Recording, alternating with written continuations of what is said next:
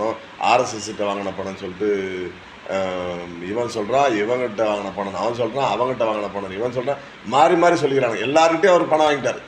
அப்போ எல்லார்கிட்டையும் பணம் வாங்குற ஒரு கேவலமான ஜென்மத்தை நம்ம விட்டு வைக்கலாமா அப்படின்ற ஒரு மனசு மக்களுக்கு வரும் இல்லையா? எல்லார்கிட்டையும் பணம் வாங்குறாரு, எல்லாருமே அதை சொல்கிறான்.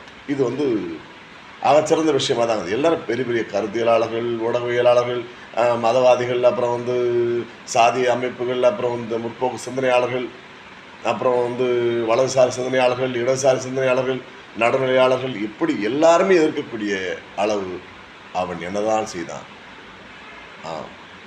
அவன் செய்தான் செய்தான் செய்தான் தமிழர்களை ஒன்று பெறச் செய்தான். தமிழர்கள் ஒற்றுமையாதல் கண்டான்.